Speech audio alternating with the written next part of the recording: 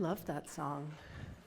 I'm like, that kind of sums it all up, doesn't it? Jeremy, do you mind bringing me that stool? Oh, I love Ask the Minister. Thank you. Because I love to, get a glimpse of what's on people's minds, what's on people's hearts. Where are we as a community? And so there were a number of questions, big surprise, about how to sort of navigate the environment right now and people in this environment right now and all of that. So I'm going to save those questions for a separate, because they're all of a piece. So I'm going to save all those questions and approach those all at the next Ask the Minister that I'm going to do. But the questions were really great. Questions about Christian nationalism, right?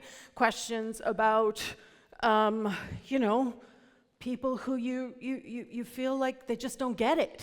And how do you interact with them? How do you make peace with that?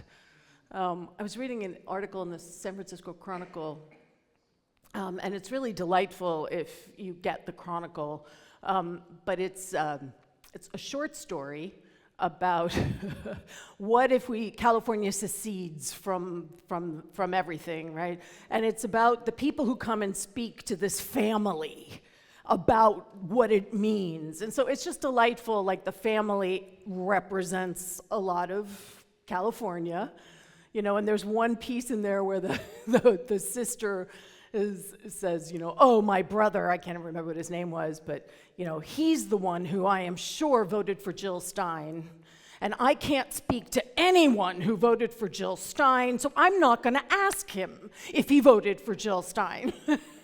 And I thought, this is where we find ourselves, right? This is the energy that we find ourselves in. So it felt to me like it deserved its own section. So I will get to those. I promise. The first question that somebody asked, which I thought was really kind of brilliant, is what does it mean to become a member of Unity? And what is the process and what is the commitment? And, being a member of this community is really about taking the next step in commitment to the community. And it's okay if you're not ready to take that step yet. Like, it's all right, take a breath. It's okay, there's no judgment here. I sat for the longest time in the back row before I stepped forward and stepped into something that was a greater commitment. I had to, sit and figure it out and make sense of it all. So what being a member does is give you a sense of ownership here. The members actually technically own Unity in Marin. So any major decisions that we make, anything like that whole mortgage piece and all of that was all required community connection and community involvement. It allows you to become more integrated into this community. Right? It gives you another entry point. You can be assigned a prayer chaplain who will reach out to you once a month. They do these lovely wellness calls. I love getting I'm very rarely am I able to pick up the phone, but they leave the prayer as a voicemail. And so I can go back and listen to it over and over and over and over again. It's fabulous. You receive a discount on any facility rentals. And you can, and this is that deeper commitment, if you're interested in becoming a prayer chaplain, if you're interested in becoming part of the board, membership is the first step into that process. And of course, it gives you a voice. It gives you a voice in all the important decisions that we make here at Unity in Marin. So what are the requirements? Have a desire to be an integral part of the community, right? And really, we're inviting you to engage in your own spiritual growth, so that's part of the commitment you're making, to engage in your own spiritual growth and to be committed to the spiritual growth of the larger community. Does that make sense to everyone? We're asking you to commit to financial support and to serve, to be a volunteer. I mean, we do not exist without people who serve here. I remember I told you I was applying for a grant, and they asked how many people serve, And I started to count it up, and it's like 127 people serve here at Unity in Marin in some capacity or another. That is amazing. That is amazing. What you need to do is take either a membership class or get verified that you had membership at another Unity. We can transfer it over. I am going to be teaching the history and development of Unity and New Thought for 2 Saturdays coming up, and that class does meet the requirements for membership. So if you really want to get a sense, we get to dive into it. And I taught this in Sacramento, and we teach what we need to hear, right? That always happens. And as I was putting together the curriculum for this class, I realized just how important it is to understand our roots, but to also understand how our teaching has evolved. And that enables us to understand how we are being called to continue the evolution of Unity's teachings, right? So it's 2 Saturdays, 2 5-hour classes, bring lunch, we'll take a break, and it's $200, but no one is turned away for lack of funds. Everybody say that back to me. Okay, so, right, you absolutely can come, you can pay a partial, you can not pay anything. If you want to find out more about who we are and how we've grown since the 1800s, now we actually go back to like Plato and Aristotle, so it'll really give you a sense of like what our foundations are set on. And trust me, it's going to be interesting. Talk to Tom McAuliffe. He took it with me in Sacramento, so you can talk to him about that. And then the last piece is that we ask that you support, your financial support happens through our Faith in Action program. And our Faith in Action program is a pledge program, and you can pledge whatever amount you want. You can do it weekly, you can do it monthly, you can do it quarterly, you can do it annually, however works for you and your finances. But it enables us as a community to anticipate what our budget is, to anticipate what our income is, so that we can actually be responsible and responsive to what the financial needs are of the community. So membership, yes? Yes, okay. And if you have any other questions about that, come and talk to me. I'm always happy to talk about that. All right, next question. With my meditation, I have never been able to go deep, as some describe. I am always present with my environment, with many thoughts, of course, that scroll by. I really don't know what it means to be deep or blissful. Can you address this quandary? I love that word, quandary. Anybody in here relate to this? Woo, right? Okay, so number one, none of us are alone in this. Jack Kornfield will often talk about how, sometimes he's just sitting and, it's just the practice of sitting is part of what we're engaging in. And I found some really interesting quotes. So in Unity, we call this going deep piece, we would call it the silence, right? Like capital S. Myrtle Fillmore called it the silence, that we are making space for the silence within ourselves when we enter into a space of meditation. And she actually says, students should not try so hard to go into the silence. When your growth brings you to the place where your consciousness may be so completely merged with Christ ideas in God mind that you lose all sense of things about you, it is time to seek going into the silence. But one should not hurry this experience. Anything that is an effort and disturbs the natural functioning of the body is not going to bring your mind into conscious at one-ment with the source of your light and every good. So can we all just take a breath? I often say this when I teach prayer, that there's no prayer police. Guess what? There's no meditation police.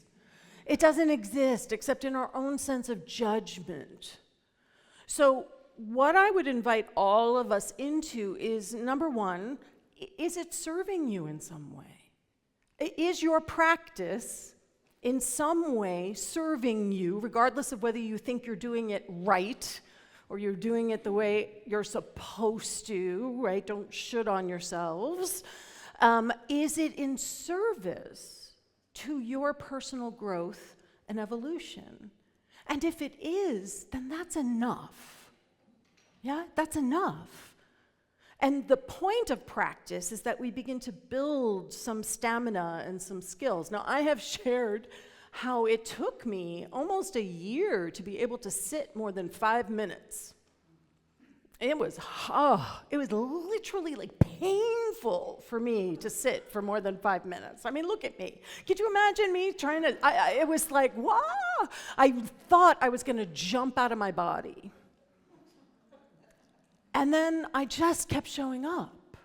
I just kept showing up to the best of my ability, not judging myself, not just showing up, knowing that there was benefit to what I was doing, even though it didn't fit whatever that criteria is for going deep.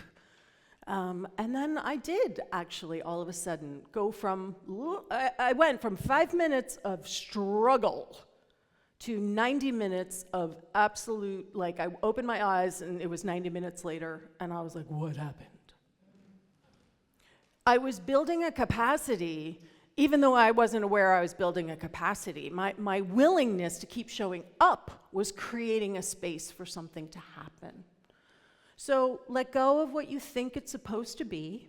Know that your spiritual journey is here to support you. That's it. It's here to support you. So my major form of meditation was riding my bike. That was my main focus in New York City.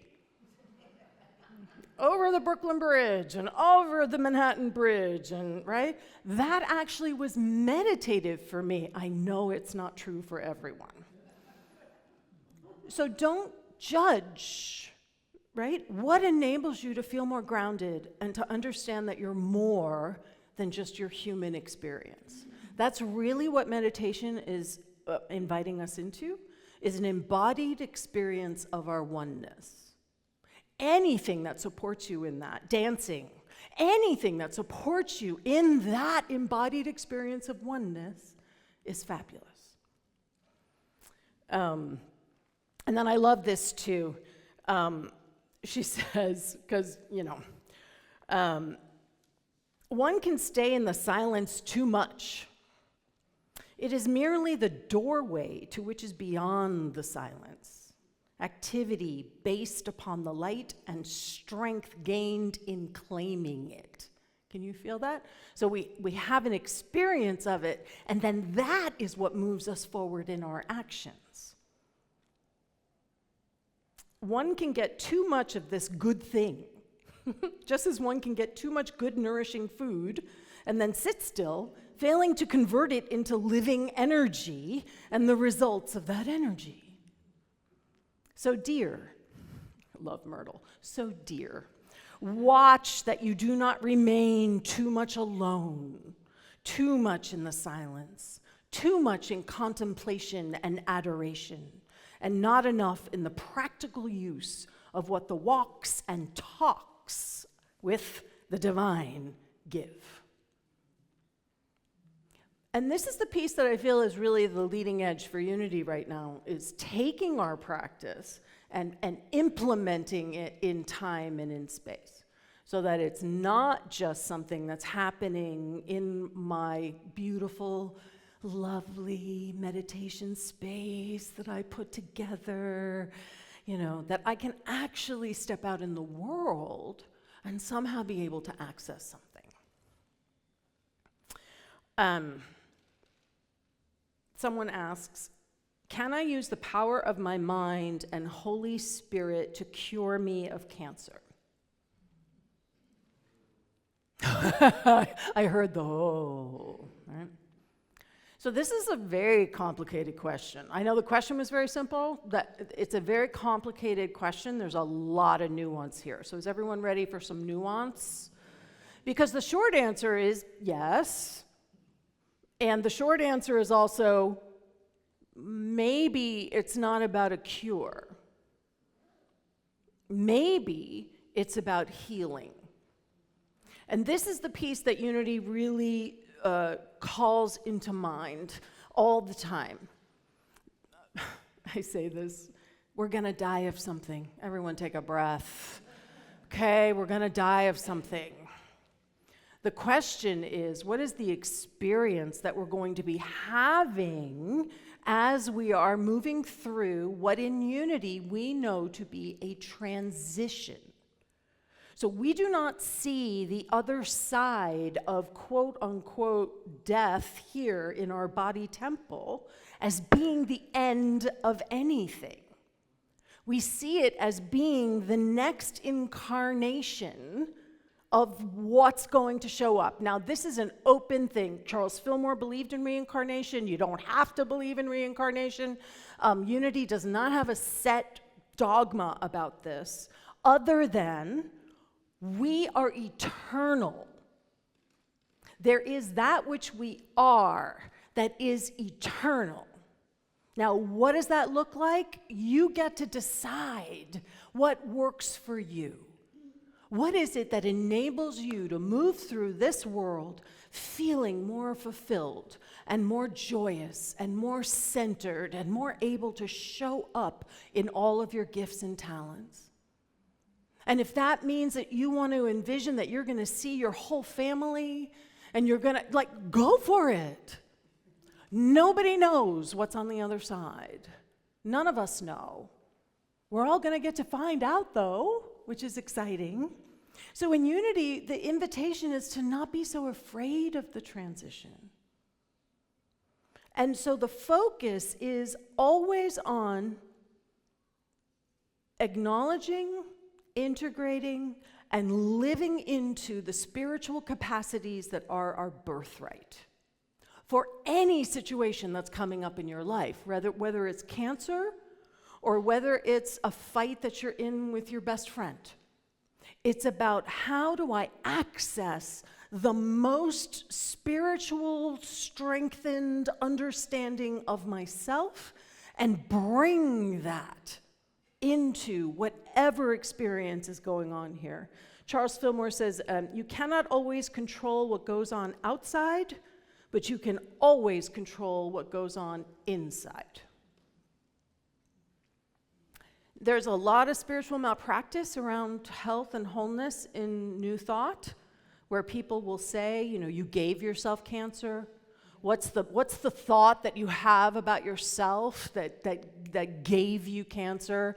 And if you can't cure yourself of it, it's because you didn't transform your thought about it. Okay, everyone just woof, that is not what we teach. Okay, not what we teach. What we teach is that we have access to something within ourselves that is greater than our human experience, and that we are continually being invited to bring that fullness, that wholeness into whatever situation is alive for us. And that our time in these body temples is just that. Time in these body temples. There's a New Thought, an early New Thought writer who talks about it being the same process as birth. Babies are in the cocoon, they're in this little space, they know it really well, they've been feeling safe and comfy and all of that, and then all of a sudden, they go through this traumatic experience of being burst into a completely different world. That is what unity would invite you to understand death as. That it is a transition into another level of consciousness. So can you feel how when our focus is there, cure is less important than the healing? So I've been in pastoral care, done hospital pastoral care. Pastoral care is kind of my thing. And I have sat with so many people who make that transition. And I can tell you that transition can be healing. Everyone just breathe into that for a moment. That the transition can be healing. So the Buddhist part of unity is going to say, don't get attached. Don't get so attached, because there's something that is so much more that we can't even imagine. Babies in the womb can't imagine like us now sitting here doing what we're doing. There is something we cannot even imagine. How can unity teachings help me work through a lack of belief in myself, even though I know I'm being called to help people in a particular way? How can I learn to trust myself more so that I don't let my fear block me from doing the work I'm meant to do? I know fear blocks faith, but I don't know how to release my fear. Anybody in here relate to that? All right. So this person gets it, right? They've been listening to me. I love it when that happens. That fear and faith, the flip side of each other, right? The flip side of each other. We are either in faith, believing the wholeness, the goodness, the truth, or we're in fear. False evidence appearing real. One or the other. And the invitation is for us to be able to hold both. But that's the integration piece. That I can be 100% human and 100% divine, so I can acknowledge my fear. I don't have to pretend it's not there. I can say, wow, I am afraid. And then I say, false evidence appearing real. What do I believe is true right now? And is it really true? So we can bring some Byron Katie into this, right? Is it really true? Really, really true? And the question that we always come back to, the answer that we pretty much come back to if we've been doing some of the spiritual work is no, it's not true. There is something else that I can lean into. Now, part of what I think how the fear shows up and blocks us from stepping into our greatest yet to be, into our vision, into the thing we are called to show up as, is because our ego gets worried. Our divinity isn't worried about anything. Period. End of story. There's no worry. So our ego, our personality gets concerned about what people are going to say about me, or what are they going to think about me, or how are they going to talk about me, or maybe I'm not going to do this good enough or well enough, or sorry, grammarians in the house. So I love this quote. There's a couple quotes that I found from Charles Fillmore, who was one of our founders. That I really love, which is, every person has within them untapped potential. The key to unlocking that potential lies in their belief in themselves.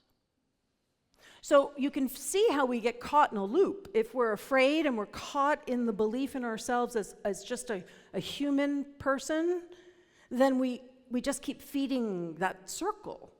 So that's where prayer and meditation come in to help us acknowledge that I am more than my fear. It's not that my fear doesn't exist. We don't have to make our fear go away. Fear is useful. Has anybody in here experienced a time when fear helped them? I have. I had somebody try to attack me on the streets of New York City. My fear got me away from that person. Right? My fear was useful in that situation. Fear's job is to fear. That's what it does. But it doesn't mean it should be driving every decision that we make. So we want to honor the wisdom that fear can give us, but we also don't want it to just be the only thing that is in charge of the choices that we're making. And that's where prayer and meditation. So when we're in prayer and meditation, we are remembering that we are joy. We're remembering that we're abundance. We're remembering that the 12 powers are who we truly are, right? That we have them available to us. Strength and life and love, all of that is available to us. And as we remember that, we can then move in the world from a different awareness. It's all about shifting our consciousness. Everything that unity is grounded in is about shifting our consciousness out of lack, limitation, not enoughness, into a place of wholeness and possibility and divine potential. I love this quote too, because I think our ego needs to hear this. The value of all service lies in the spirit in which you serve, and not in the importance or magnitude of the service. Even the lowliest task or deed is made holy, joyous, and prosperous when it is filled with love. So can we let go of our expectations? Can we let go of the idea is that, it has to look a certain way? How many people get caught up in that? It's got to look a certain way. What if we just allow ourselves to show up as love and breathe into it and see what happens? Because when we're breathing as love, what happens is always pretty amazing, actually. Surprising and amazing. I love this question. While I have been in this teaching for decades, how come it always seems to be the beginning? Keeping on doing the same things, hardly making a dent in old habits, ideas, ... And then a little smiley face. Anybody here relate to that? So, we can get stuck, right? We can get stuck in patterns of behavior, in beliefs that we have about something. It's why it's really great to sort of disrupt all of that, like going away for 3 weeks, right? Disrupting patterns, like breaking free from what the day-to-day is, like opening up possibility as to what else could be available to us. But so Charles Fillmore says this: the path to success is paved with self-discipline, perseverance, and a positive mindset. I want to add to that. Can we add a little self-care and a little self-love in there? Can we add a little compassion in there for ourselves? And so if you find that you're stuck and you keep sort of coming back to the same behaviors or the same kinds of interactions, understand that those are gifts. I know they don't feel like it at the time. You're like, oh, this person. But they're there to help you understand something about yourself and to transform it. And my personal experience has always been, until I transform it, those kinds of people just keep showing up because it's a gift. It's an opportunity for me to continually be able to say, who do I want to be in the world? And that really is what Unity is asking you to think about. Who do you want to be in the world? What are the values you want to anchor in the world? And are you actually anchoring those values? Are you actually showing up that way? Or are you so caught on autopilot, or in this busy, busy world we live in, expedience, right? Just, we got to get it done, we got to get it done, we got to get it done. Anybody ever feel that pressure? It doesn't open up space for us to just kind of go, is there another way this could happen? While we were in France, we went to visit some very, very dear friends, and Teddy is a haute couture atelier. He has a haute couture atelier, and he teaches like legitimate. Like in France, being haute couture, you actually have to be approved to use that. And he is registered and gone through all of that to teach people how to create haute couture clothing and those kinds of things, right?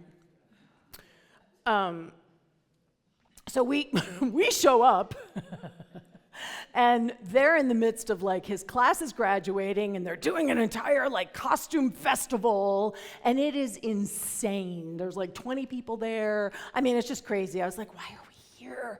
And Jean-Luc looked at me and goes, I don't know. And then I realized why we were there.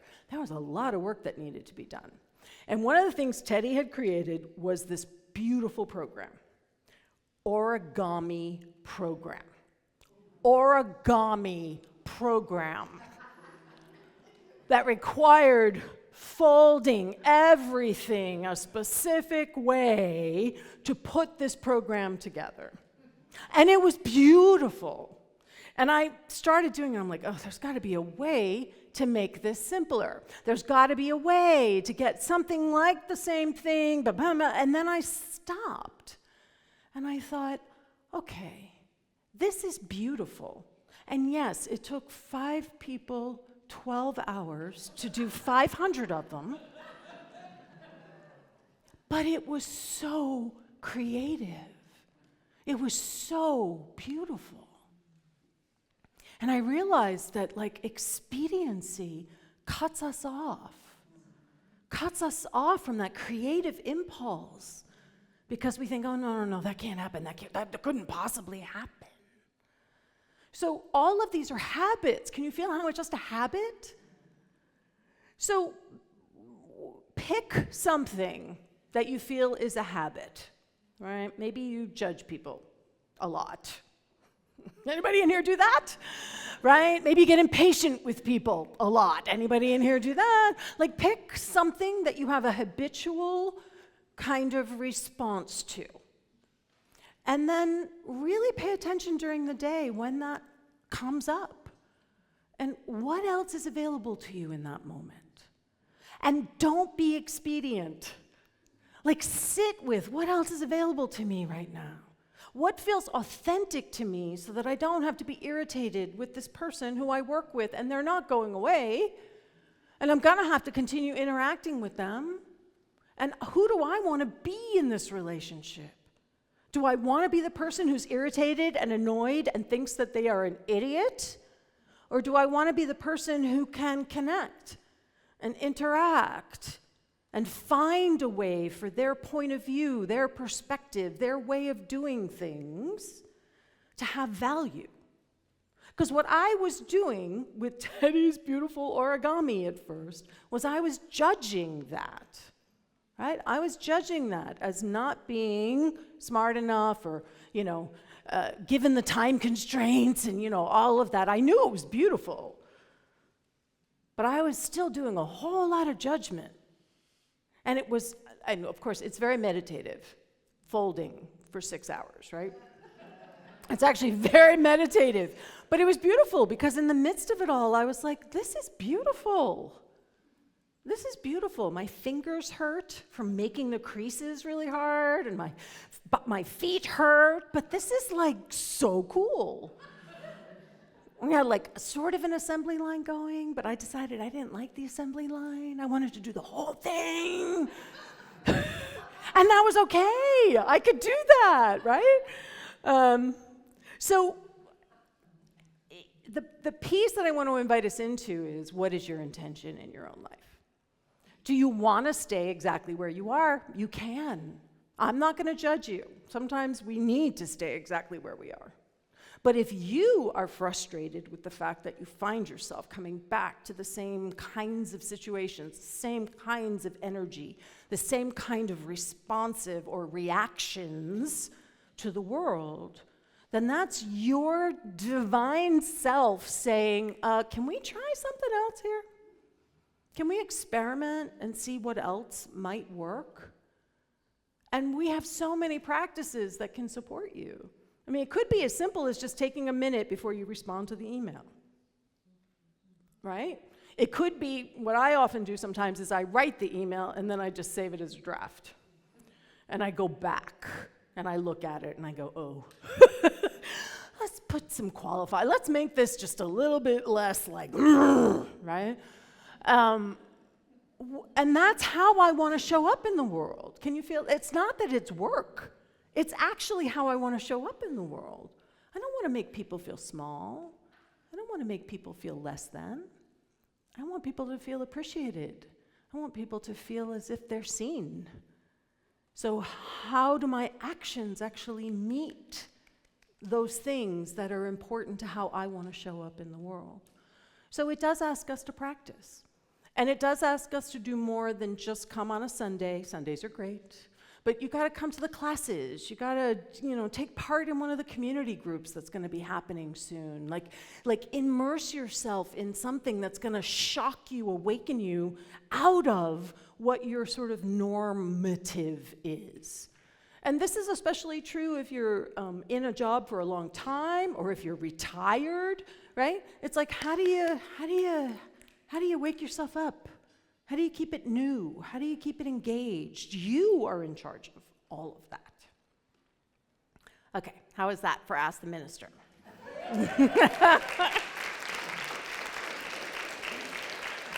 There's more in here. There's a lot about forgiveness too. Like, how do I forgive myself? How do I forgive others? I'm going to link those questions in with the larger question, because can you see how those are going to go together?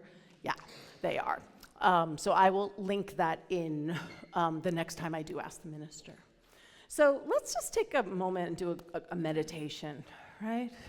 A lot of talking. I do love talking, but it's a lot of talking.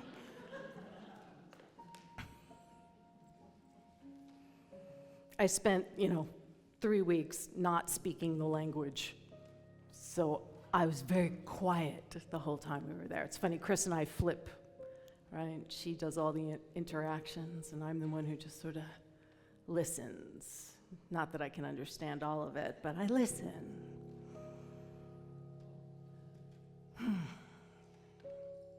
So just breathing into whatever might have been sparked for you. I mean, the beauty of these questions is that if it's alive in someone, it's alive in us, right? There's wisdom there for all of us to open into and to welcome into.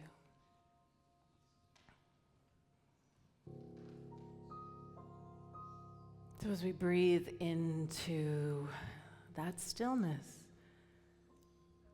it's a thought away, it's a breath away. Really, no matter how crazy your world may seem, this space is a thought away, a breath away. This is why we practice.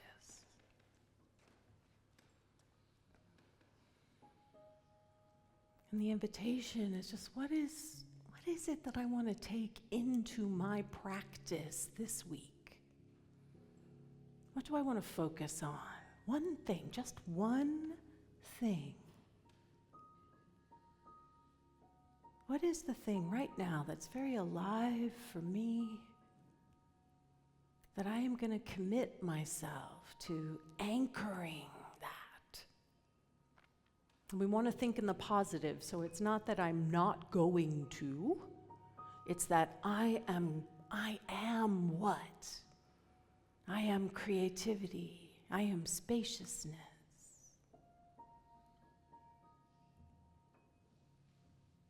I am centered. I am compassion. What quality are you being invited to embody this week that you will practice to the best of your ability with no judgment, bringing into as many situations as you possibly can? Even if it doesn't happen in real time, you can do it at night, thinking through it and being like, oh, compassion. I can be compassion. So let's rest here for a few minutes in the silence as we allow the wisdom that is right here, right now, to make itself known.